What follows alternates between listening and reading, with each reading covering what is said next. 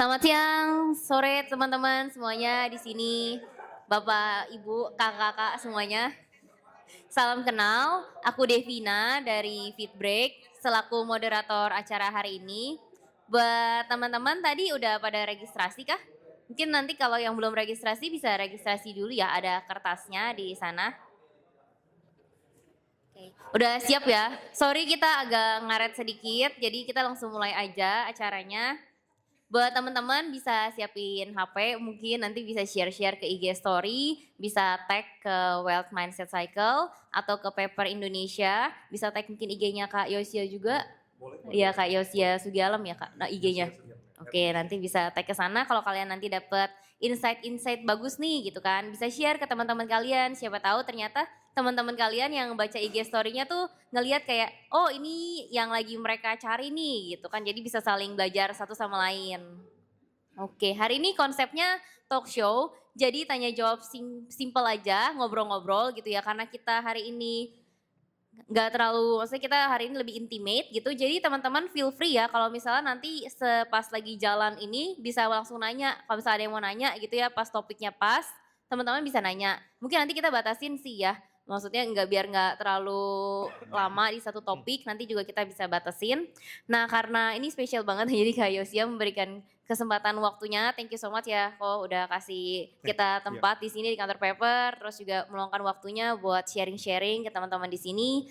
Tadi Kak Yosia juga bilang kalau misalnya ada pertanyaan yang sifatnya apa ya, yang kalian nggak bisa dapetin di luar gitu, yang nggak bisa dibaca di websitenya Paper atau di IG-nya, kalian bisa langsung tanya langsung ke Kak Yosia dan Kak Yosia dengan feel free, dengan senang hati bakalan sharing apa yang teman-teman mungkin lagi struggle gitu pengen tahu. Nah, kita mulai mungkin dari perkenalan dulu kali ya kok. Boleh kok duduk dulu. Ya boleh. Oh, ini Kita sambil duduk duduk aja apa atau sambil berdiri? berdiri? Boleh, boleh. Duduk aja kali Sambil ya. duduk aja kali ya. Jangan kok nanti takutnya pegel lagi. Kedengeran nggak ya suaranya ya? Cek, cek. Aman ya? Suara saya bisa kedengeran nggak ya? Sampai belakang aman ya? Ya, soalnya lagi nggak bisa ngomong terlalu keras. Sorry teman-teman karena lagi agak pilek sedikit ya. Kayaknya lagi musim banget nih, pilek dan Lagi batuk. musim semua. Walaupun kalau saya pilek batuknya bukan karena teriak-teriak di konsernya Blackpink, tapi lebih karena kemarin kena macet dan kena hujan. Iya, jadi salam kenal ya teman-teman semua. Panggilannya apa ya? Teman-teman Ya, teman-teman aja kali ya biar mindset gitu ya. Okay. biar rata Iya. semuanya. Salam kenal, saya Yosia, CEO co-foundernya Paper. Dan thank you juga Dev sama Joanna juga bantu prepare untuk bisa sharing hari ini ya. Soalnya pinginnya hari ini sharing-sharing yang sama-sama belajar aja sih, karena saya lihat teman-teman juga mungkin banyak yang lebih pengalaman bahkan daripada saya gitu ya di dunia kerja. Saya mungkin sharing perspektif tertentu dari sisi startup, sisi tech gitu ya, sama sisi B2B yang kita lakukan itu gimana. Dan hopefully bisa saling tukar pikiran, malah saling belajar. Tapi first of all, thank you sudah making the time, sudah making the journey ke kantor kita yang di Kebun Jeruk ini. Mungkin ada beberapa yang kena macet, ada yang dari BSD tadi ya Pak ya, ada dari BSD, bela-belain ke sini, thank you.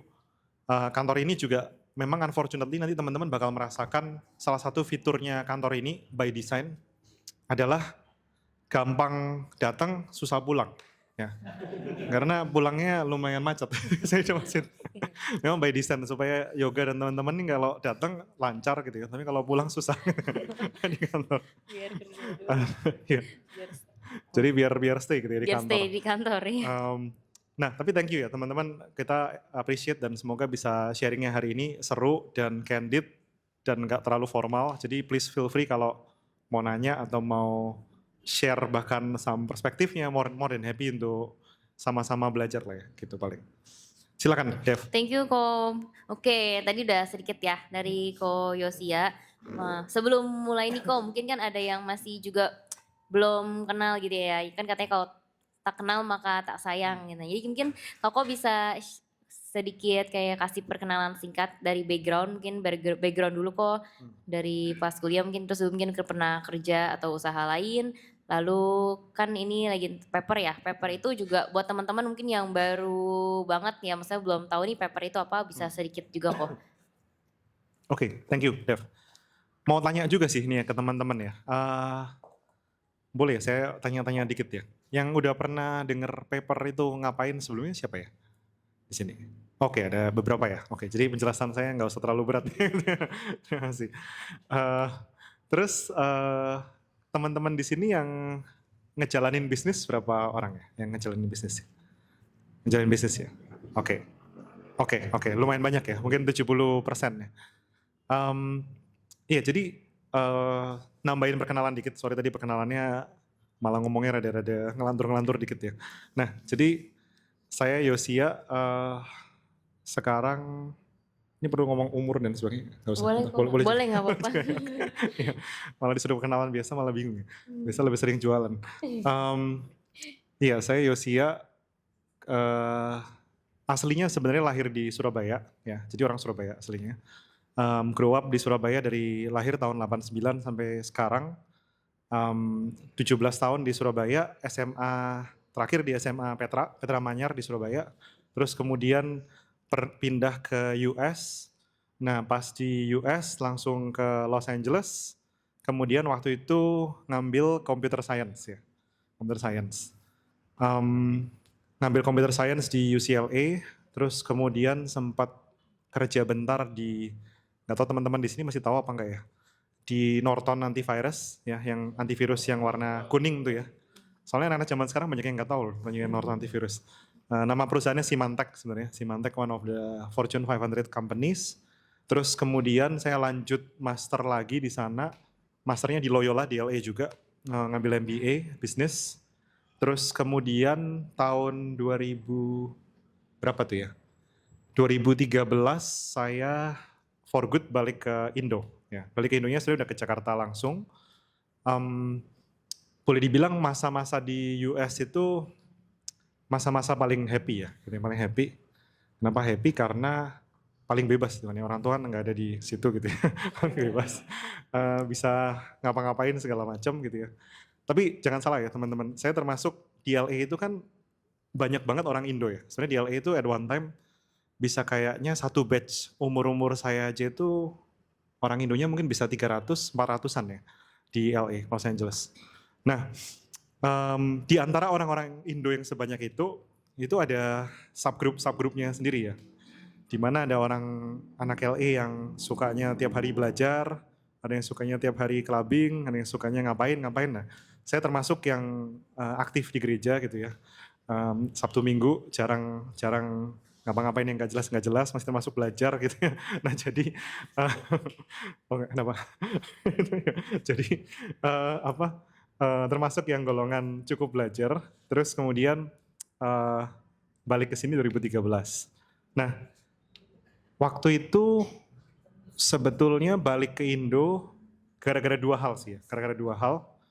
Satu, dari zaman dulu-dulu sebelumnya, masuk aja ya, silakan. Gak apa, duduk aja, masih banyak tempat. Nah, dari sebelum-sebelumnya saya tuh udah pernah dikenalin sama tech scene di Indonesia tuh gara-gara uncle saya, sebenarnya uncle saya adiknya papi saya dari dulu tahun 2000 berapa ya, 10 udah aktif di tech scene-nya di Indonesia. Jadi dia banyak cerita ke saya waktu masih di US, Yos kamu mesti balik nih ke Indonesia. Saya bilang kenapa, kan tech scene-nya US jauh lebih keren, lebih bagus, lebih seru gitu kan. Dibilang jangan salah, tech scene-nya US ini udah saturated, dia bilang waktu itu ya 2011. Sedangkan di Indo opportunity-nya masih gede banget gitu loh. Ini kayak US 5-6 tahun yang lalu lah gitu dia bilang. Memang apa kerennya Suk, kita manggilnya Suk ya. Oh contohnya nih, kita ada ngebantuin company, dia kayak Uber di US, tapi dia pakai ojek gitu ya, pakai motor-motor gitu. Kita ada bantuin kasih handphonenya lah, apa segala macam ya, mungkin teman-teman tahu ya, itu maksudnya Gojek gitu kan.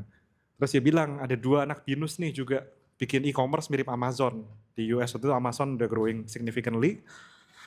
Dia anak-anak ini masih muda lah, tapi bikin company e-commerce gitu, seru gitu ya. Namanya Tokopedia ya, Tokopedia. Nah, jadi sejak 2011-an, 12-an itu saya udah tahu lah, udah aware ya soal beberapa itu yang teman-teman kalau ingat sekarang itu early banget ya. Zaman itu bahkan orang di Indonesia pada nggak tahu startup itu apa gitu ya, kayak gimana. Nah, fun fact sedikit di cerita itu mungkin nggak banyak orang yang tahu. Sebenarnya uncle saya itu adalah quote and quote salah satu foundernya East Venture ya, yang sebenarnya. East Venture yang sebenarnya, kenapa sih bilangnya sebenarnya? Karena dia nggak pernah mau muncul di depannya kan selalu Wilson sama Chandra gitu ya. Uncle saya tuh selalu di belakangnya sama Batara Eto waktu itu bikin orang Jepang satu. Nah, makanya tahu semua pergerakannya startup scene di Indonesia itu kayak gimana. Dia juga dekat banget sama Northstar dan kawan-kawan. Cuman, jangan salah teman-teman ya. Saya dari awal sampai sekarang memang nggak mau diinvest sama East Venture. Memang nggak mau mempergunakan investment dari East Venture secara spesifik. Karena saya nggak mau dibilang orang, oh bikin company ini cuma gara-gara dibantuin uncle-nya atau dibantuin siapanya gitu-gitu. Jadi bener, sampai sekarang di cap table-nya Paper itu nggak ada East Venture, nggak ada grup-grupnya Northstar gitu juga nggak ada. Ya. Nah, terus tadi ngomongin apa? Oh, alasan kedua, waktu 2013 itu kenapa saya pulang ke Indo, sebenarnya ada alasan keluarga juga sih. Unfortunately waktu itu papi saya itu, berarti waktu saya umur berapa ya? Waktu saya umur 24-an gitu ya. Papi saya itu tiba-tiba kena serangan jantung, masih muda sih, umur 53 ya, waktu itu 53. Kena serangan jantung pas dia visit kita di US 2012. Nah, dia visit, waktu itu kok tiba-tiba dia kayak orang masuk angin mulu gitu ya, masuk angin mulu. Masuk anginnya kayak 3-4 hari. Nah, waktu itu dia pikir cuma masuk angin ya, karena banyak trip ke luar negeri dan sebagainya gitu-gitu. Kita pikir juga masuk angin, cuman kok tiba-tiba dia merasa keringet dingin terus nggak bisa tidur nyenyak. Kok kayaknya masih berlanjut tuh after 3-4 hari. Nah akhirnya pas dicekin di di rumah sakit di sana, oh ternyata penyempitan pembuluh darahnya itu udah ke blockage main arterinya 90% atau berapa gitu ya. 90%. Nah, sebenarnya di unclog bisa tuh, dan di US kan canggih ya. Di unclog beres. Tapi karena ketahuannya lumayan telat, itu mungkin udah berjadian 5 harian gitu ya. Muscle di jantungnya itu udah melemah. Jadi heart muscle-nya sendiri itu kalau orang biasa kan ejection refraction. Ini kelihatan geek banget ya ngomonginnya ejection refraction. Ejection refraction jantung itu kan biasanya ada proporsinya ya. Most orang-orang kayak kita itu sekitar 50-an%. Meaning blood pump in dengan blood pump out itu proporsinya sekitar 50-an% lah. Nah kalau di yang muscle jantungnya udah ngelemah, itu di dia waktu itu tinggal 20-an% ya, fungsi jantungnya, 20%. Nah jadi harus dirawat specifically. Udah stabil sih waktu itu di US, dirawat 5 bulan. Cuma karena zaman itu nggak ada Zoom, nggak bisa kerja dari online dan sebagainya, papi saya merasa wah kayaknya nggak bisa gini dong di US, cuman nggak kerja, nggak ngapa-ngapain gitu. Dia masih ingin ngurusin bisnis lah. Nah waktu itu dia coba betting on treatment di Indonesia namanya stem cell jantung ya. Stem cell jantung by, saya perlu sebut profesornya nggak? Ya pokoknya stem cell jantung di Medistra gitu ya, untuk memperkuat muscle jantungnya. Karena kan itu bicara muscle-nya udah melemah ya. Nah terus dilakukan prosedurnya, akhirnya balik di Indo, unfortunately gagal sih, prosedurnya gagal. Jadi my dad itu pass away 2013 Februari. Ya. Udah pass away waktu saya umur 24-an. Nah waktu itu habis balik, visit dia Desember Januari, balik ke US, terus nggak lama balik lagi ke Indo gitu ya, karena dikabarin kan, oh kayaknya nih harus segera balik. Wah ya waktu itu sih perjalanan pesawat 14-15 jam ya dari US ke Indo yang paling menyedihkan lah gitu ya di pesawat. Nah itu membuat saya akhirnya balik ke Indo gitu ya, sama sibling-sibling saya juga pada balik. Terus sejak itu ya nyelesain kuliah bentar terus balik ke Indo lah. Nah kita mikir harus balik. Nah terus kita sampai lupa ya, kita ceritanya kepanjangan dikit ya, sorry ya. Iya gak apa-apa. Nah saya start paper itu di 2017 ya teman-teman, 2017. Clarify sedikit buat teman-teman yang belum terlalu tahu paper ya. Paper itu bukan perusahaan kertas, bukan A4, A5 itu bukan produk kita gitu ya. HVS juga bukan. Itu bukan sama sekali stationery, kita nggak saingan sama Kompas Gramedia gitu-gitu, enggak. Kita juga bukan travel agent gitu ya, bukan jualan miles, bukan apa segala macam gitu ya. Bukan, saya perjelas dulu ya. Kita sering dikira orang macam-macam gitu ya. Nah, kita itu sebenarnya ingin ngebantu para pebisnis itu untuk manage account receivable-nya sama account payable-nya dengan baik ya. Jadi make sure bisa handle digitize B2B prosesnya. Dan mungkin banyak teman-teman nggak sadar ya, bahwa semua bisnis, hampir semua bisnis ya, itu sebenarnya B2B transaction-nya pasti ada. Mungkin orang pikir, oh cafe shop mana ada Yus B2B transaction-nya. Siapa bilang? Dia ngambil semua kopinya, piringnya, segala macam. Itu kan dari other business ya. Dari suppliernya, vendornya, segala macam. Jadi hampir semua bisnis itu sebenarnya melakukan B2B transaction. Nah itu yang mau kita bantu, kita mau digitize untuk jadi jauh lebih bagus gitu ya, jadi modern. Nah, cerita sedikit kenapa ya saya mau ngurusin problem yang kelihatannya lumayan kompleks dan mungkin borderline. Biasanya orang dibilangin kita mau do B2B payment, belum sampai cerita 2 kalimat udah ngantuk gitu biasanya. B2B payment apaan sih gitu ya dan sebagainya. Nah tapi yang saya notice itu family business saya dan Pak co-founder saya Jeremy, teman di US dulu, itu dua-duanya di B2B ya. Mungkin di sini ada yang teman-teman bisnisnya di B2B apa enggak ya? Ada yang B2B ya? Oh, B2B ya? Oh, di bidang apa? Nah. Satu di bidang kreatif. Oh, kreatif ya. Satu lagi di bidang Bilang apa, sorry? tech. Tech ya, oh. Oke, dua bahkan B2B-nya dua nih kan. Yes. Oke, ada yang B2B lagi di sini? Oh, apa bro B2B-nya? Fashion, oh tapi fashionnya B2B ya? Interesting. Iya. Nah, tapi terlepas teman-teman itu ada yang bisnisnya customer facing-nya B2B atau enggak, biasanya pasti punya supplier sama vendor juga ya. Ya, baik itu supplier vendor coffee-nya lah, piringnya, atau mungkin creative agency-nya, atau mungkin marketing desainnya, nah itu semua kan B2B. Kalau saya, family bisnisnya sebenarnya di gula. Ya.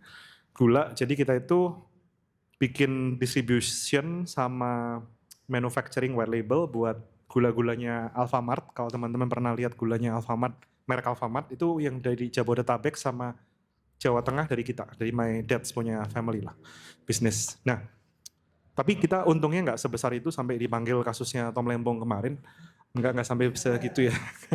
Jadi size-nya belum segede gitu ya, walaupun itu kasus lucu juga. Karena saya tahu dunia gula, jadi kasus itu memanggil, ini masuk langsung nggak live ini, nggak live ya. Ya oke, nggak live ya. Harus make sure dulu nih. Soalnya kasus itu memanggil 99-nya grup rafinasi di Indonesia ya. Rafinasi refinery di Indonesia gula itu cuma ada 9 grup, campuran Makassar, Lampung, sama Jawa gitu ya. Itu cuma ada 9 grup di Indonesia. Itu semuanya dipanggil di kasusnya Tom Lembong. Emang bener. Aneh bener tuh ya, kasus korupsi 99-nya dipanggil kan. Berarti nggak tahu yang korupsi orangnya atau sistemnya atau gimana. Ya, tapi ini nggak masuk gitu ya. Ya, tapi buat saya yang tahu dunia gula itu lumayan aneh ya kasusnya. Nah, so kita itu bisnisnya B2B, kita supply selain Alfamart, kita juga supply hotel, restoran gitu-gitu ya. Contohnya kalau teman-teman pernah ke Ritz-Carlton, Ritz-Carlton kebanyakan gulanya dari kita. Terus, tapi kalau sampai habis makan di situ sakit perut, tolong komplainnya ke koko saya. Dia yang jalanin bisnisnya, bukan ke saya. Saya udah gak ikut-ikut di yang urusan gula. Terus, kalau partner saya, si Jeremy, itu dulu bisnisnya, family bisnisnya itu bikin tinta printer yang merek bukan Canon, bukan lain-lain, tapi merek yang lebih murah daripada Canon dan sebagainya. Mungkin teman-teman tahu tinta printer Revilan yang merek Dataprint nggak ya? Dataprint. Nah itu dari co-founder saya punya family.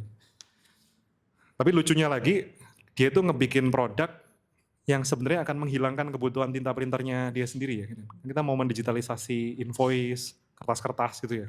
Jadi sebenarnya lucunya dia menghilangkan bisnisnya sendiri. Tapi pernah saya tanya, lu bikin bisnis printing apa maksudnya tinta gini gimana ngelihat apa kita mau digitalisasi? Dia bilang nggak apa-apa lah.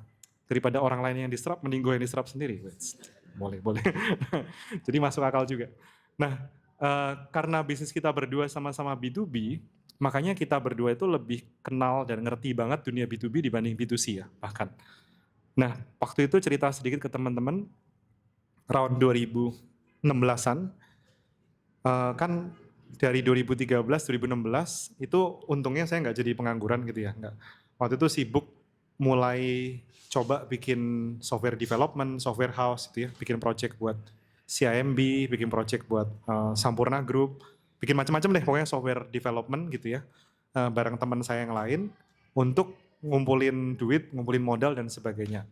Nah, along the way, terus koko saya itu ngomong ke saya suatu hari, Yos, kamu kan ngerjain sistem digital nih, bisa digitalisasi, bikin kompleks program dan sebagainya. Mau nggak ikutan ngelihat kompleksnya B2B di Indonesia kayak gimana? Coba deh, kamu bisa nggak sih digitalisasi? Dia bilang. Oh, oke lah, boleh lah. Dia sambil senyum-senyum bilang, tenang aja, nanti kamu akan melihat authentic experience. Oke, ya udah, ikut tuh terus. Oke, ikut. Sama dia diajak naik pickup truck gitu, dia nyetir, kita di sebelah. Terus, it's authentic banget ya naik pickup truck segalanya. Oke, kita mau kemana? Kita ke Ritz-Carlton Kuningan waktu itu ya, Ritz-Carlton Kuningan. Biasanya kalau di podcast-podcast yang live saya nggak sebut nama hotelnya persis gitu, takut nggak enak kan ini. Tapi ya hotel berbintang 5 kan ya, Ritz-Carlton Kuningan, bukan yang PP, yang Kuningan. Nah, waktu itu kantor gula kita itu di Kelapa Gading, kita ke Ritz-Carlton Kuningan, ya sekitar berapa ya, harusnya sejaman lebih lah ya, dengan macet-macetnya sejaman lebih. Nah waktu itu di Ritz-Carlton Kuningan sejam lebih macet-macet, di tengah jalan saya komplain, ini kok panas banget sih mobil ini, nyalain AC dong, nyalain AC gitu kan. Dia sambil senyum-senyum ngomong ke saya, sorry ya, unit AC-nya udah kita take out. Hah, di take out? Kenapa? Oh iya, soalnya supir-supir di Indonesia itu nakal nih, biasanya suka nyalain AC kalau mobilnya masih ada unit AC-nya. Jadi sekalian kita take out, kita cabut gitu ya, biar kita hemat. Dia bilang dia mulai melecture saya soal gimana bisnis gula itu marginnya berapa sen gitu dan sebagainya gitu-gitu. Jadi untuk menghemat masalah fuel dan sebagainya, dia memang sengaja take out unit AC-nya. Nah, dalam hati saya bilang kurang ajar, dia sengaja ngerjain saya nih. Pintar juga dia. Terus panas-panasan kan, saya pikir, wah ya udah deh, ini dikerjain satu part, at least kita kan mau ke hotel bintang 5 ya, Ritz-Carlton Kuningan. Paling enggak bahasa Jawanya kita bisa ngisis di situ gitu ya. Ngisis itu ngadem ya, ngadem. Ngisis di situ ngadem, lumayan lah gitu kan hotel bintang 5 dong. Little did I know bahwa sebenarnya nggak ada ceritanya di bumi Indonesia ini vendor seperti kita itu ke lobby bintang 5-nya hotel ya, nggak ada. Adanya masuk ke loading dock yang di belakang yang lebih panas lagi daripada daripada jalanan. Itu panasnya bukan main. Saya jalan, wah gila nih bangke nih, panas bener di sini. Nah, saya pikir oke lah cepat kita bisa beres-beresin ya. Waktu itu semua supplier kita ngantri gitu kan. Ngantrinya lumayan lama loh, sekitar 45 menitan. Saya pikir ngantri karena nunggu giliran naruh gula dan sebagainya gitu-gitu ya kan, loading docknya mereka kan sempit ya, cuma 2 mobil. Ternyata yang saya lebih trigger lagi, kita ngantri hampir sejaman itu, cuman nyerahin dokumen invoice yang bermeterai, dicocokin sama PO-nya mereka, ya kuantitinya sama apa enggak, harganya sama apa enggak, gitu ya. Cek, cocok, udah disuruh pulang, terus besok uangnya ditransfer. Nah itulah yang mungkin teman-teman dengan berbagai versi di Indonesia udah pernah dengar namanya kerennya tukar faktur di Indonesia. That's exactly tukar faktur. Nah waktu itu saya triggered ya, mungkin karena kepanasan beneran itu. Jadi beneran triggered, wah masa sih di dunia Indonesia ini ngakunya udah punya Gojek, Tokopedia, Traveloka, you name it lah, 2016 kan udah ada semua itu ya, udah lumayan terkenal. Di consumer kita sudah bisa pakai semua itu, tapi kok di B2B jadinya semua kayak gini gitu loh. Kok semuanya manual banget kayak zaman batu zaman dulu. Nggak berbeda mungkin proses itu dengan 100 tahun yang lalu ya. Masih samping kertas dan sebagainya tukeran. Bahkan fun fact, geeky fact sedikit ya. Tahu nggak teman-teman ya, dokumen pertama yang pernah dibuat di dunia ini itu apa? Pakai stone tablet gitu ya. Yang pertama yang pernah dibuat di dunia itu sebenarnya invoice ya. Di stone tablet itu ada tulisannya ini tagihannya berapa gitu ya. Suruh bayarin, coba di Google aja. Ya stone tablet yang ditemuin di gua mana gitu ya. Nah, saya bilang, oh ini dari zaman batu sampai sekarang nggak beda nih. Masih sama aja nih bawa kertas bentuknya gitu ya, ditukar dan sampai sekarang masih begitu. Nah waktu itu terchallenge lah saya sama co-founder saya, agak sombong dikit gitu ya, mungkin confident lah. Masa sih kita udah sekolah jauh-jauh nggak bisa digitize beginian gitu kan, udah bikin project sama Sampurna lah, sama siapa lah segala macam. Oh partner saya juga dulu kerja di Accenture ya, doing ERP implementation dan sebagainya. Jadi sama-sama lumayan tech gitu loh, sama-sama lumayan tech. Mikir masa nggak bisa sih bikin digitalisasi begini lah, harusnya teknologinya bisa lah, orang bisa kita tahu logiknya gini gitu kan, mau dienkripsi pun bisa, mau pakai authentication pun bisa. Nah, bagian itunya, by the way teman-teman ya, bener. Bagian tag-nya, buat saya sama co-founder saya lumayan nggak susah. Untuk implementasi bikin mini ERP untuk SMI itu nggak terlalu susah. Tapi yang kita mulai sadar sisi lainnya adalah gara-gara gini teman-teman, balik lagi ke koko saya ya. Ini cerita sok-sok baik sedikit ya. Jadi walaupun saya sudah dikerjain seperti itu sama dia, saya merasa kasihan karena dia pegang sub-distributornya papi saya yang lebih hands-on gitu ya. Karena dia ngangkutin karung gula ya sendiri gitu ya, masukin ke pickup, nyetir sendiri, mulai punya karyawannya dikit lah.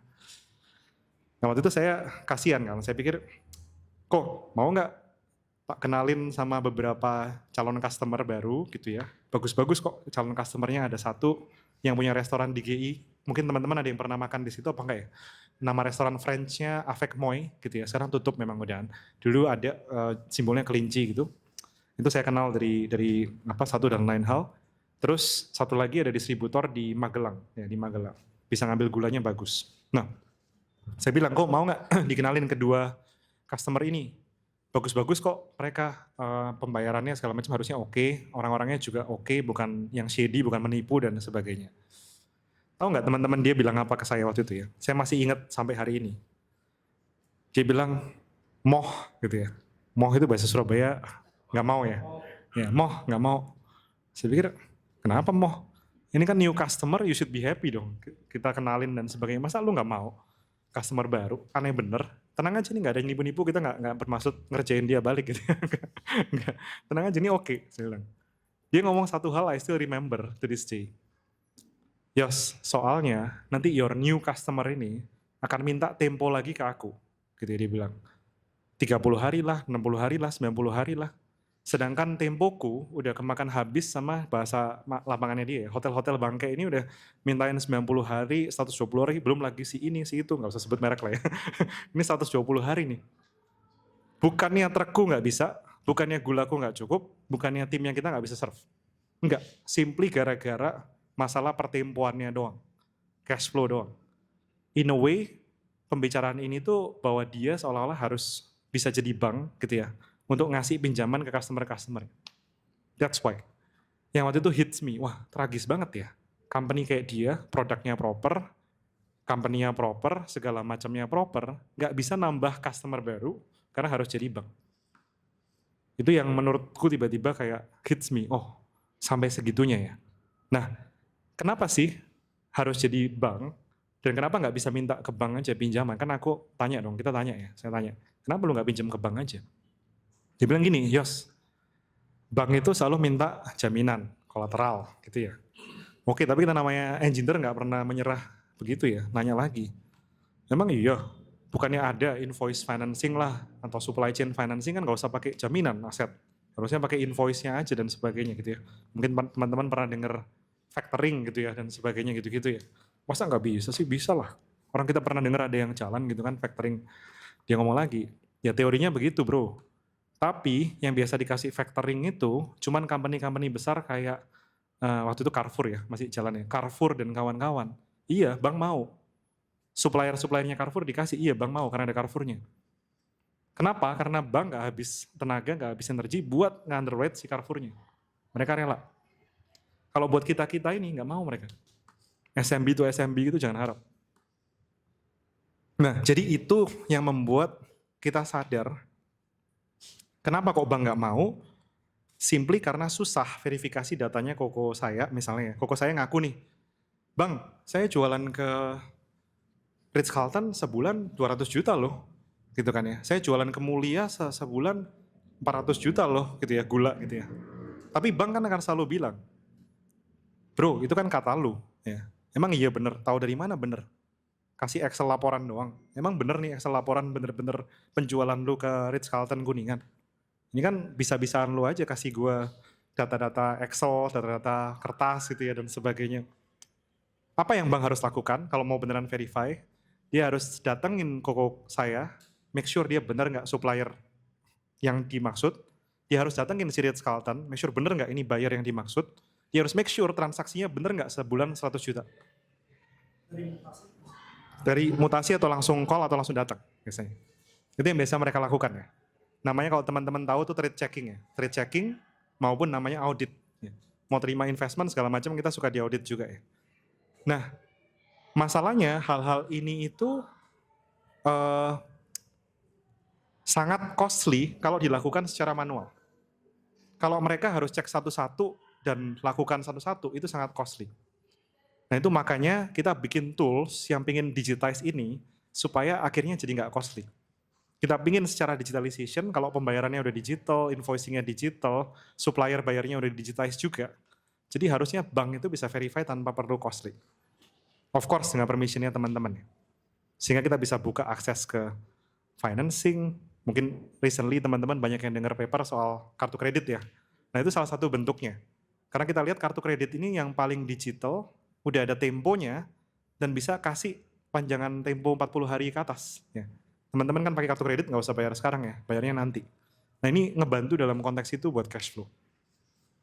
Nah jadi itu mungkin jawaban yang, sorry jadi super panjang. Iya, nggak apa-apa Untuk kok. ceritanya gitu, kalau kepanjangan tolong di stop aja. Iya nggak apa-apa, seru soalnya Iya, dengerin iya. ya. Oke, thank you kok. Jadi itu asal usulnya ya. Kenapa Betul. akhirnya produknya tuh paper, Betul. invoicing, buat bantu digitalisasi tadi, tukar faktur, lalu penagihan ya ke supplier, ke vendor-vendor, biar Betul. nggak ribet, ya nggak Betul. ribet. Dan bisa Oke. unlock cash flow-nya ya, harapannya begitu sih. Ya biar bisa bantu teman-teman yang punya bisnis supaya cash flow-nya tetap jalan. Betul. Oke, dari sini mungkin teman-teman ada yang mau nanya dulu? Oke, silakan Boleh. Kak. Ya mungkin boleh nama sama Nama siapa ya? pertanyaannya. Sorry. Oke, thank you. Jadi saya tuh tahu Koyos dari podcastnya Kofelix Randall Ruby. Oh oke, Nah, yang jadi sempat viral gara-gara saya bilang secret weapon saya itu ya. kalau nggak salah. kayaknya iya deh. Betul ya? Nah, waktu itu gue pengen kayak nitip pertanyaan gitu kan rasanya ke Ko Ruby ya. Nah, cuman ini very good chance akhirnya bisa nanya langsung. Nah, nama aku Bima kok. Aku sama partner sekarang tuh lagi bikin AI tapi untuk data analis kebutuhannya. Jadi B2B, tapi B2B-nya syaratnya juga nggak boleh UMKM. Harus medium atau enterprise. Oke. Nah, kalau misalkan ini sebenarnya ada dua pertanyaan yang aku mau tanyakan. Kalau menurut Koyos nih, let's say orang yang udah kita kenal itu udah kita tawarin semua. Jadi we left with no one untuk ditawarkan. Gimana sih cara cari 10 klien pertama, 100 klien pertama, dan di atas 500 klien pertama? Mungkin dari pengalamannya Koyos juga nggak apa-apa sih. Kayak apakah harus cold mail gitu atau cold apa gitu loh. Karena kalau di bisnis aku yang mainnya, yang agency kreatif, itu kan market yang kita serve itu US sama Europe aja. Iya kan? Nah itu kita mainnya aku udah ketemu patternnya jadi kita mainnya di cold mail aja gitu. Nah cuman gak tahu nih kalau di Indonesia gimana gitu. Itu dulu sih kok. Oke, thank you Bima. Keren by the way bisnisnya bisa sampai global, kliennya di mana-mana. Keren. Kalau yang data, tadi kan targetingnya mid large enterprise ya. Tapi sebelum bahkan ngomong masalah mid large enterprise atau bukan ya, Bima, dari pengalaman pribadi nih, gak tahu teman-teman relate apa enggak ya. Justru jualan ke kerabat, teman dan sebagainya itu, menurut saya paling susah loh. Paling susah. Ya kayak kalau cerita Alkitabnya ada gitu ya, ceritanya Yesus ditolak di mana gitu, dan sebagainya. Tapi in reality, I experience that, itu malah lebih susah. Ya.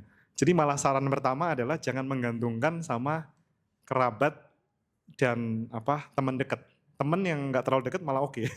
Teman yang dekat ini biasanya dan kerabat tuh punya pemikiran macam-macam gitu. Kalau kita bikin apa-apa ini, lu mah masih ngutang sama gua dulu mau bikin sistem segala macam, memang mau bikin apa gitu kan. Pasti ada gitu-gituannya ya. Atau mungkin kalau saudara pun kadang-kadang bisa mikir juga, lu mah dulu sering gue bantuin, memang mau bikin apa gitu segala macam ya. Nah, jadi in my experience, Bima, malah memang nggak segampang itu ngomongin kenalan teman dan kerabat ya. Justru semakin saya realize itu ya, lebih bagus kita langsung masuk aja ke market-market yang menurut kita bisa cocok, ya kita tembak aja. Tembak aja dengan approach tertentu. Nah, approach-nya apa kalau mid large enterprise? Suggestion dari saya sih pasti kan kita paper itu 5 tahun pertama SMB doang ya. Memang kita 5 tahun pertama targeting SMB doang. SMB klien kita sekarang udah ratusan ribu gitu ya. Jadi dari pertama kita targeting SMB tok, terus kemudian 3 tahun 4 tahun terakhir baru masuk ke mid large enterprise ya. Sekarang by now kita udah punya hampir 50 large enterprise client dan udah ada 5 kayaknya yang publicly listed company. Dan itu happens over the past 3 years ya, 3 tahun. Nah, yang kita realize SMB sama large enterprise itu memang go to market modelnya very different sih. Very different, cuman bukan berarti nggak bisa ditandem ya. Bukan berarti nggak bisa ditandem. Nah, maksudnya gini, memang mau nggak mau di large enterprise, mid large ke atas, harus ada pendekatan kayak person to person, ya account management, a little bit of lobbying gitu ya, pitching, consulting, dan partnership dengan mungkin media, PR gitu-gitu ya.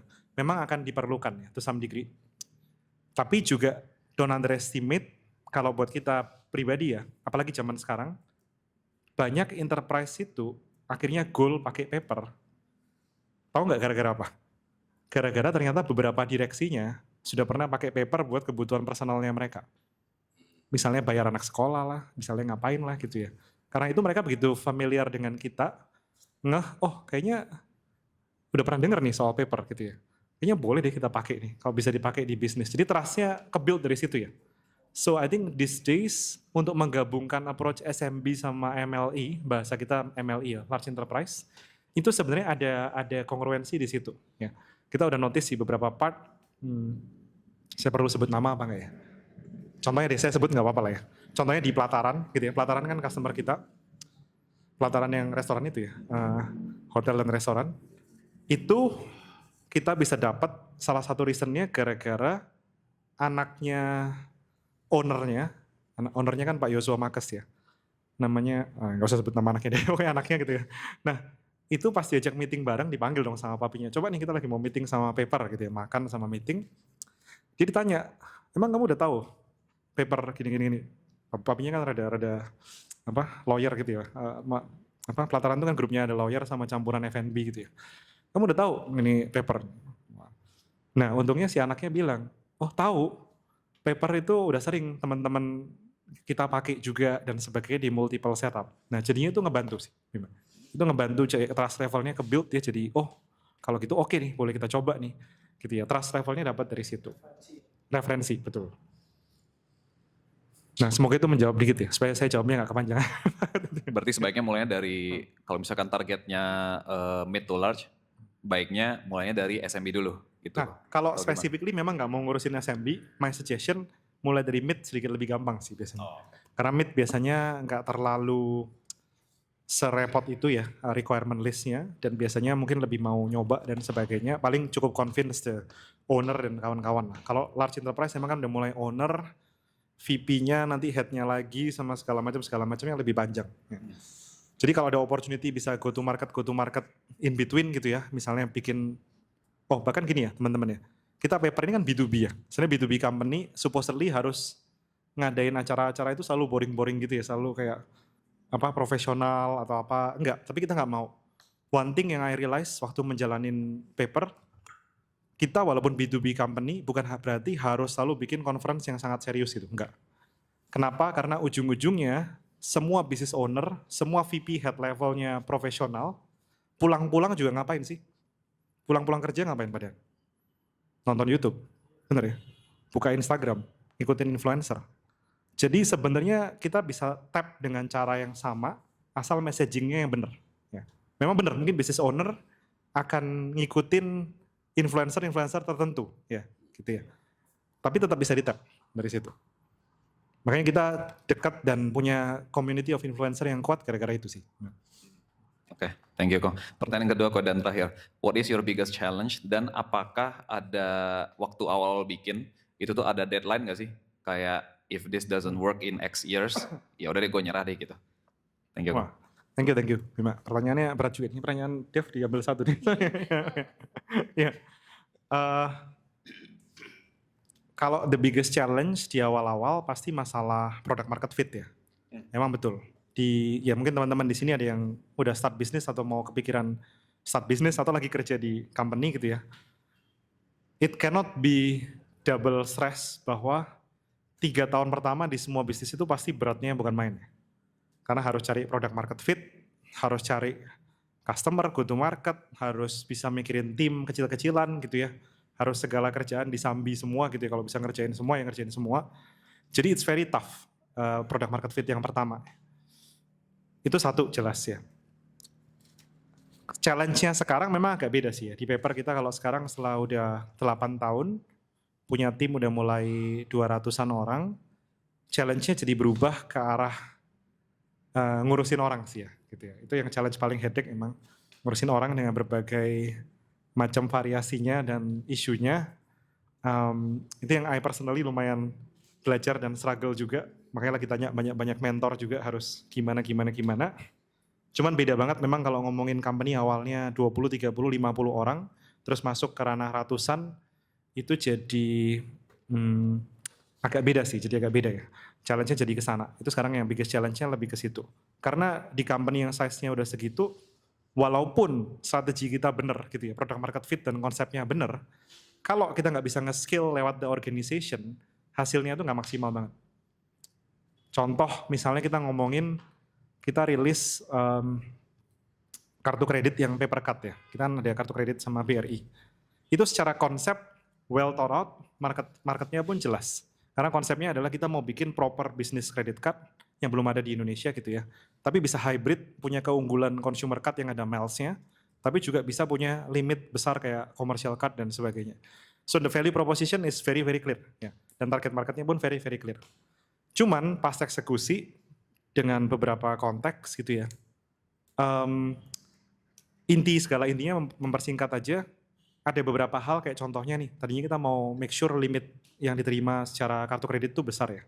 Tapi jadinya malah limitnya itu yang user kita dapatkan, di-assess sama bank jadi kecil-kecil. Limitnya malah kadang ada yang sampai cuman di bawah 10 juta.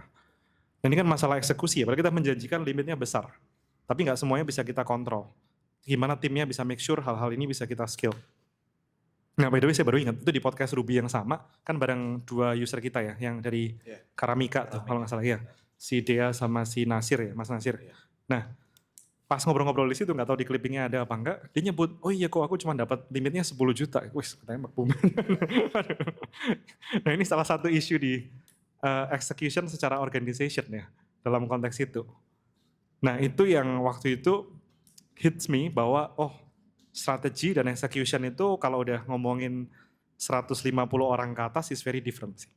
Nah itu yang harus benar-benar kita perkuat. Ya itu challenge berikutnya lah. Nah tapi balik ke awal-awal timeline ya, tadi Mas Bima tanya masalah timeline. Ada sih, timeline pasti ada ya. Tapi menurut saya timeline tuh jangan terlalu sok religius, formula timeline-nya apa, berapa kali berapa, sampai bikin diferensial integral itu nggak usah ya. Timeline itu sesimpel what you are comfortable with. Ya, itu aja sih.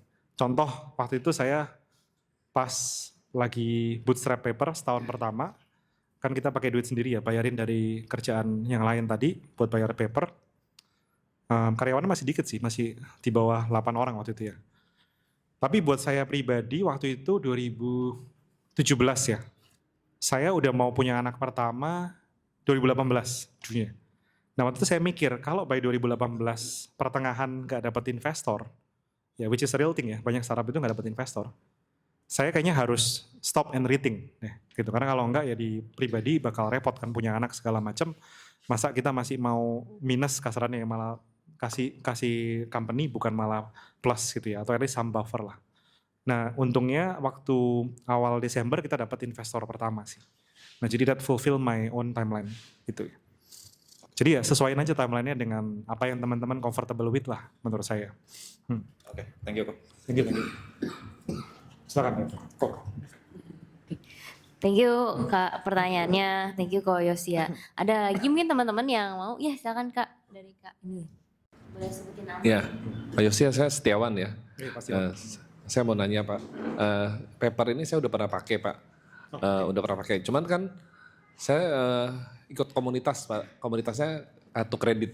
Okay. Nah paper tuh dikenalin dari mereka Pak, jadinya dan komunitas saya ini kartu kredit ini cukup itulah ya, aktif gitu ya Pak ya, maksudnya dan mereka sangat trusted gitu sama paper ya kan. Jadi nominal-nominal besar mereka berani gitu ya kan.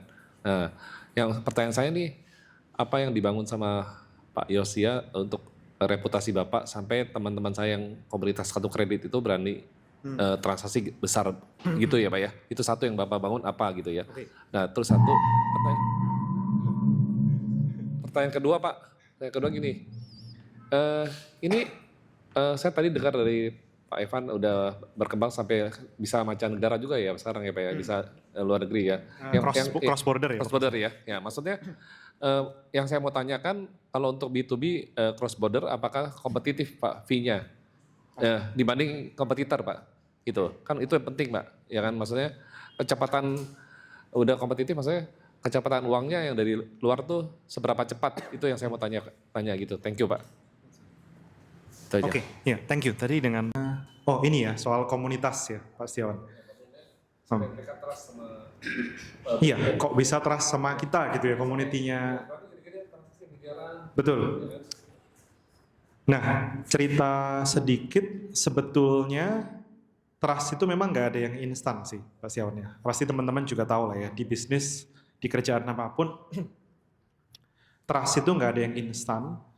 Dan memang awalnya waktu kita pertama ngeluarin fitur paper payout kita ya, itu juga nggak segampang itu, Pak. Nggak sesimpel kayak kita bilang, oh kayak sekarang ya biasa aja orang transaksi di paper 100 juta lah, 200 juta, 1 miliar gitu ya. Dulu kita mau dapatin transaksi 5 juta aja orang bilang, nanti duit gua hilang nggak nih?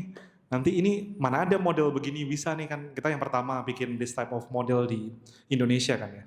Jadi waktu itu pun banyak pertanyaan kayak ini oke apa enggak dan sebagainya, itu pelan-pelan kita bangun. Cuman nyambung ke jawaban saya soal pertanyaannya Kak Bima tadi ya, sebenarnya kita itu dari awal pendekatannya ke community sama KOL juga oke, hands-on ya, saya sendiri pun juga involved di sana. Terus kemudian saya dan core team itu memang sering spend time sama teman-teman community juga. Sering spend time, sering ngobrol, dan ngobrolnya itu bukan, nggak tahu ya, kalau saya tipenya bukan orang yang suka ngelobi orang doang gitu ya, kayak traktir makan apa segala macam, enggak. Waktu itu kita langsung contohnya ke si Pinterpoint ya waktu itu ya, 2021 akhir kalau nggak salah ya. Kita langsung ngobrol sama si Vincent sama Edwin, waktu itu langsung cerita, oh kita tuh konsepnya gini loh, tujuannya untuk ngebantu pebisnis gini, visionnya kayak gini. Nah kita jelasin tuh mungkin sekitar 30-an menit, mereka langsung nyambung, oh kalian tuh mirip ya sama plastik sama ini segala macam di US. Oh kita bilang agak beda, kita yang lebih kayak Melio yang di US. Ada satu company namanya Melio. Nah karena kita penjelasannya clear dan runut di situ, visionnya mau ngapain, trust-nya cepat ke-build sih sama mereka waktu itu ya. Mereka tahu, itu satu. Nah permulaannya gitu ya. Tapi kalau ditanya kok bisa sampai sekarang mereka setrust itu sama kita? Ya again itu masalah konsistensi di mana kita selalu berusaha menjaga integritinya kita di dunia payment. Kalimat saya kelihatan simple, tapi tolong di-note menjaga integrity di dunia payment. Ya. Kenapa saya bilang specifically this sentence?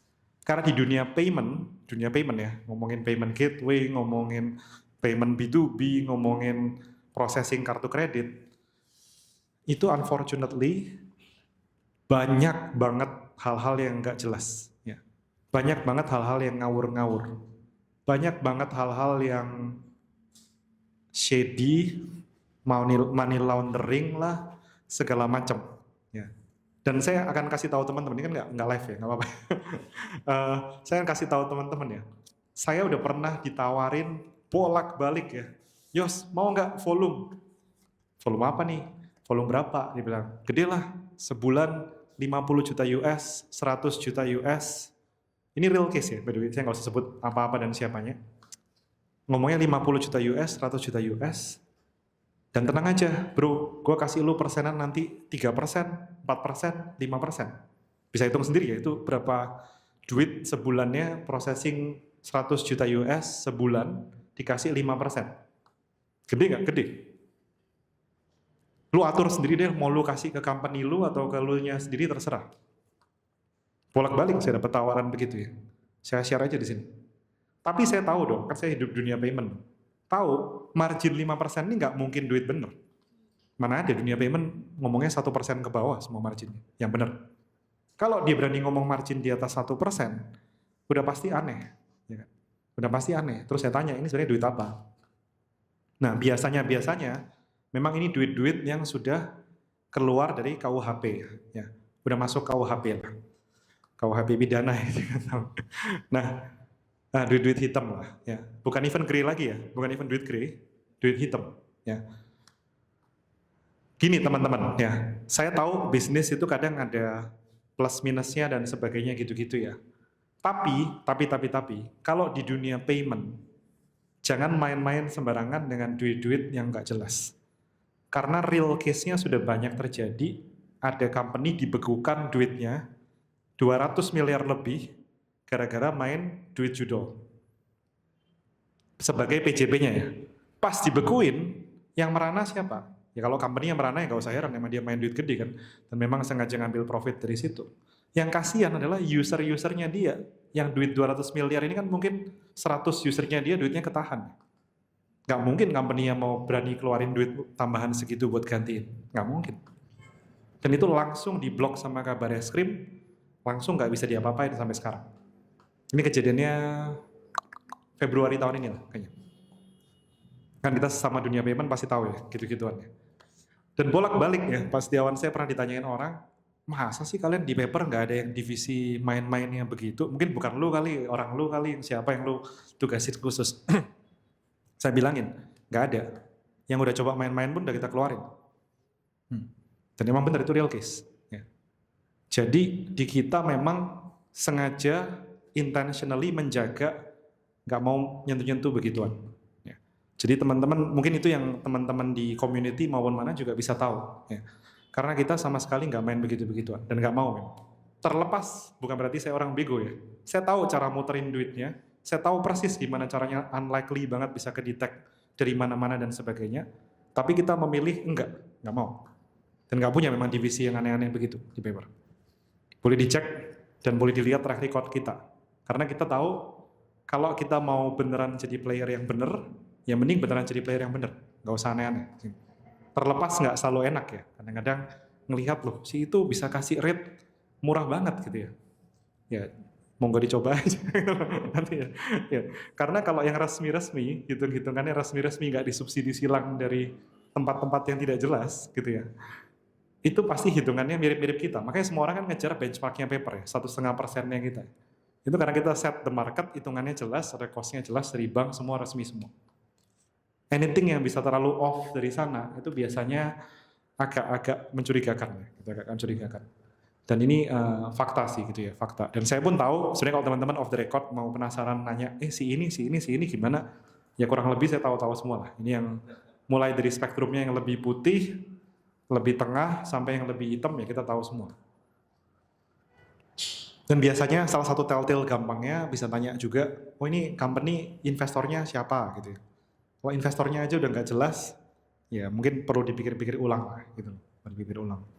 Tapi ya again ini hal-hal ini ya teman-teman share sedikit, ngejaganya itu nggak gampang ya, nggak gampang. Dan benar-benar harus dari top leadership kita make sure benar-benar kita nggak begitu juga. Saya di company pun jaga kayak misalnya salary saya sendiri masih di bawah kebanyakan head level yang ada di company kita. Dan saya yakinkan misalnya kita pun giling nego sama vendor, biasanya kita ada nego sama vendor ya, nggak kita tawar, beneran kita tawar beneran ya.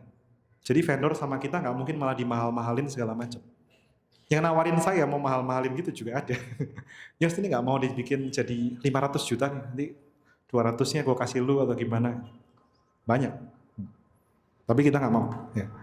Those are the things yang kita stay the course dan kita nggak mau ngawur-ngawuran di situ. Patokannya nggak mirip sama company kayak BCA lah, ngobrol gitu ya. BCA itu bersih nggak? Bersih. Kenapa? Karena mereka tahu kalau mereka nggak bersih, pasti mereka disikat sama 3 bank himbara. Udah pasti. Begitu mereka ada celah, pasti mereka dihajar sama 3 bank himbara. For sure. Mereka kan bukan bank pemerintah ya. Jadi mereka bikin sebersih mungkin. Player kayak kita ada yang oke nggak? Ada. Bukan berarti saya jual kecap doang, paper yang paling bener gitu, enggak. Yang oke juga mungkin saya boleh bilang online pajak, contohnya oke menurut saya. Mereka cukup resmi juga, semuanya oke. Nggak terlalu aneh-aneh. Itu oke juga. Yang lain-lain saya nggak usah komentar dulu. Yang main-main MID yang terlalu nggak jelas gini nggak usah komentar terlalu banyak dulu lah. Tapi kalau contohnya kayak online pajak cukup resmi juga. Mereka connect ke DJP beneran, connect ke beberapa hal juga oke. Contohnya begitu. Tadi pertanyaan kedua sih belum jawab ya, sorry. Apa tadi pertanyaan keduanya? Nah, yang kedua kan yang tadi Pak bisa cross border. Oh iya, cross border. Setahu saya kita masuknya H+1 udah masuk, Pak. Benar ya, oke. H+1 udah masuk. Kalau rate, mungkin yang masih di-compare, Pak Setiawan, adalah antara sesama player yang bisa kartu kredit ke luar negeri. Jangan di-compare apple to apple sama misalnya pure BCA rate ya, pasti lebih murah mereka lah. Karena mereka nggak pakai kartu kredit ya. Kalau pakai kartu kredit, di-compare harusnya kita one of the most competitive sih. Dengan 1,5% duitnya masuk besok di cross border. Ya. Dan udah bisa berapa negara yuk kita sekarang? Udah bisa berapa negara gitu? Hampir ya 40 ya. Last month kayaknya baru 10-an lebih. Yes, oke. Ya oke, berarti teman-teman pada kerja. Jadi sekarang katanya udah bisa 30 atau 40 negara, Pak Setiawan. Monggo kalau ada kebutuhan ya di-share aja ke kita-kita ya. Thank you. Silakan. Thank you Pak. Oke, tadi kakaknya jadi nanya? Oh iya, habis ini baru kakak ya. Selamat sore Pak. Mungkin sekarang kan sudah market leader ya untuk bis ini kan? Iya, tadi dengan siapa? Lia, dengan Lia. Lia, iya betul. Cuman kalau di awal kan bisa dibilang ini sesuatu yang baru kan tahun 2017 Pak. Bagaimana cara meyakinkan orang-orang untuk beralih dari yang awalnya merasa oh ini sesuatu yang baru tapi bisa mau nyoba kan nggak semua orang mau kan. Apalagi sekarang udah semua orang sudah tahu kan. Seperti kata Bapak tadi kan komunitas sudah percaya juga. Tapi kan di awal pasti susah kan apalagi orang juga mikir ini kayak bisa apa nggak apa segala macam. Itu gimana caranya Pak? Makasih. Oke, thank you Lia. Tadi pertanyaannya untuk gimana cara di awal-awal untuk meyakinkan gitu ya, atau go to marketnya gimana? Sebenarnya ada part intentional strateginya, ada part luck-nya juga sih ya, atau kemurahan Tuhannya lah kalau boleh kita bilang ya.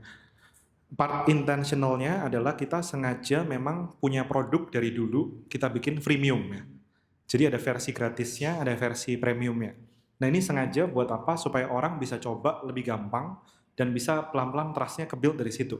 Karena barrier to entry-nya waktu kita lihat, orang itu kebanyakan pakai apa sih selain kita gitu ya waktu itu ya. Paling banyak bukan sistem accounting, waktu itu paling banyak adalah orang pakai Microsoft Excel. Dan Microsoft Excel, by the way teman-teman ya, di Indonesia itu gratis ya. Udah pada tahu kan gratis? Enggak. Sebenarnya enggak gratis, tapi bacakannya gratis. Bacakannya gratis tuh. Tapi semua orang kan merasa Excel itu gratis ya, bener gak? Di Indonesia semua orang merasa gratis. Jadi kita pingin kasih mereka sesuatu yang sama-sama gratis, tapi bisa jauh lebih gampang buat ngurusin invoicing, payment, dan sebagainya. Ya, jadi intentional part-nya di situ. Tapi betul kita tertolong juga 2021 ke atas ya. Dengan momentum habis COVID, orang jadi lebih digital. Itu memang benar. Bisnis juga lebih digital, benar. Kita ketolong juga sama hadirnya e-Meterai. E-Meterai kan diresmikan Bu Sri Mulyani Oktober 2021. Ya, waktu itu baru fully diresmikan. Kenapa? Karena e-Meterai itu biasanya jadi alasan terakhir orang nggak mau mendigitalisasi tukar fakturnya mereka. Bilangnya selalu gini, Yos, gue udah suka nih pakai lu punya aplikasi. Tapi gimana caranya mau tukar faktur digital? Orang mereka selalu minta meterai. Memang meterai bisa didigitize. Nah dulu nggak bisa. Tapi 2021 akhirnya bisa. Jadi nggak ada lagi alasan. Alasannya paling cuman education, onboarding gitu-gitu ya. Yang struktural yang mereka nggak bisa pakai paper atau digitalisasi. Ketiga, agak ada yang intentionalnya lagi sedikit. Kita mulai ngelihat customer kita itu bukan cuman dari sisi supplier yang terbitin invoice, tapi kita mulai coba dari sisi customer yang ngebayar ke supplier. Makanya kita mulai punya fitur payout bukan cuma pay in. Waktu 2021-an juga. Nah jadi 3 factor in combination ini yang akhirnya pelan-pelan ngerubah orang. Nah tapi bener ya teman-teman, pelan-pelannya itu beneran sedih dan merana juga ya. Jadi bukan cuma kadang-kadang dari customer, kita juga sempat dicurigain sama bank dan sebagainya gitu, dan diomelin gitu ya, dipikir kita ngapain segala macam. Sampai saya udah pernah beberapa kali dipanggil oleh AKKI ya, Asosiasi Kartu Kredit Indonesia. Itu isinya semua bank yang terbitin kartu kredit maupun punya real kartu kredit di Indonesia. Nah nyambung ke pertanyaannya Pak Setiawan, datang nggak Yos dipanggil AKKI? Datang saya, datang dengan semangat saya. Kenapa? Karena kita merasa nggak ada yang disembunyikan. Kita bisa dengan PD datang karena merasa nggak ada yang disembunyikan. Kita nggak main yang aneh-aneh, nggak main yang hal-hal nggak jelas. Datang saya. Datang langsung saya jelasin ke mereka, oh kita itu bikinnya gini loh. Kita nggak masalah, sistem kita pasti nggak perfect ya. Ada orang yang abuse, ada orang yang apalah dan sebagainya. Kita sama-sama pingin improve. Tapi yang saya jelasin ke teman-teman AKKI adalah kita itu bikin ini beneran niat ya, beneran niatnya jelas untuk B2B transaction. Jangan disamakan semua hal yang kalian nggak bisa mengerti secara consumer, karena kebanyakan dari mereka background-nya consumer ya. Consumer kartu kredit. Secara B2B, jangan semuanya dianggap fraud. Masa tiba-tiba bilang, oh kok ada transaksi berulang-ulang, misalnya 25, 30 juta, 25 juta dalam 1 jam, dianggap fraud. Kenapa? Karena mereka berpikir kalau di B2C, teman-teman coba aja di Tokopedia kalau penasaran, bayar aja 20 juta ke 3 laptop gitu ya. Langsung pasti diblok kartu kreditnya dalam 1 jam. Pasti. Kenapa? Karena secara B2C it doesn't make sense. Bener. Kemungkinan kartunya mungkin dipegang orang atau di carding dan sebagainya.